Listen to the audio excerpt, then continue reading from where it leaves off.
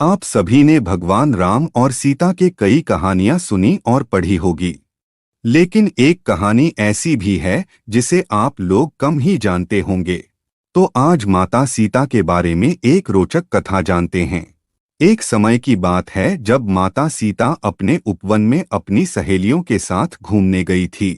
तभी देखा कि तोते का एक खूबसूरत जोड़ा एक पेड़ पर आकर बैठ गया और वो आपस में बात कर रहे थे। तभी तोती कहती कि क्या आपको पता है, स्वामी की अयोध्या में श्री राम जी का जन्म हो चुका है। यही वो श्री राम जी है जिनका विवाह सीता माता से संपन्न होगा। तोता ने उत्तर दिया, हाँ पता है कि रामचंद्र जी का विवाह सीता माता से होगा। यही रामचंद्र इस धरती पर 11,000 वर्ष तक राज भी करेंगे। सीता जी के पिता राजा जनक स्वयंवर रचाएंगे। इस स्वयंवर में खूब सारे राजा महाराजा दूर दूर से आएंगे। वह सभी राजा जनक द्वारा रखे गए धनुष को तोड़ने में असमर्थ होंगे। फिर दशरथ के पुत्र श्री राम उस धनुष को तोड़ेंगे और सीता जी उनको वरमाला पहना देगी। सीता जी उनकी बातों को ध्यानपूर्वक सुन रही थी। सीता माता ने उनसे पूछा कि वह दोनों कौन से राजकुमार की बात कर रहे हैं। तब तोता और तोती ने बताया कि वह अयोध्या के राजकुमार और दशरथ पुत्र श्री रामचंद्र की बात कर रहे हैं। माता सीता ने पूछा कि जिस धनुष की तुम बात कर रहे थे क्या उसे कोई नहीं तोड़ पाएगा।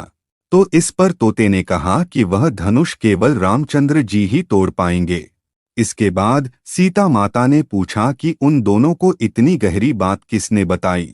तो तोता और तोती ने कहा कि उन दोनों को यह कथा महर्षि वाल्मीकि ने सुनाई। यह सारी बातें सुनकर सीता जी अपने आगे के भविष्य को जानने उत्सुक हो गई। सीता जी ने उन दोनों से कहा कि वह दोनों उनके महल में ही रहकर उनके भविष्य के बारे में बताएं। तो इस बात पर तोते ने कहा कि क्योंकि उसकी पत्नी गर्भवती है इसलिए वह अभी तो महल नहीं चल सकते हैं, लेकिन बच्चे के जन्म के पश्चात वह दोनों सीता जी के महल जरूर आएंगे।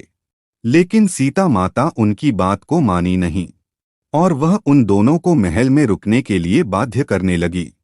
जब वह दोनों सीता जी की बात नहीं माने तो सीता माता ने उस तोती को कसकर पकड़ लिया।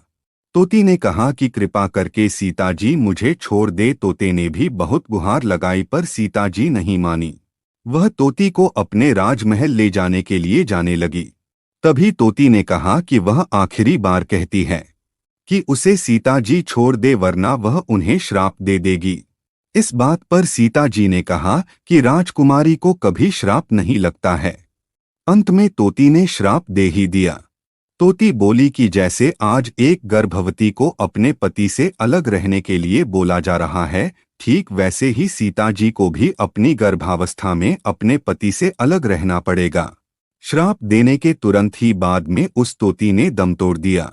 तोते को अपनी पत्नी का बिछुड़न सहन नहीं हुआ। तोते ने भी सीता जी को श्राप दे दिया कि आने वाले समय में वह तोता ही एक इंसान के रूप में जन्म लेगा और वही श्री राम को सीता जी को महल से निष्कासित करने के लिए बाध्य करेगा। सीता जी ने हाथ जोड़कर विनती की कि वह अपना श्राप दोबारा ले ले, लेकिन तोते ने एक भी नहीं सुनी और वह वहां से उड़ गया। यह तोता वही धोबी था जिसकी वजह से माता सीता को महल छोड़कर जाना पड़ा था।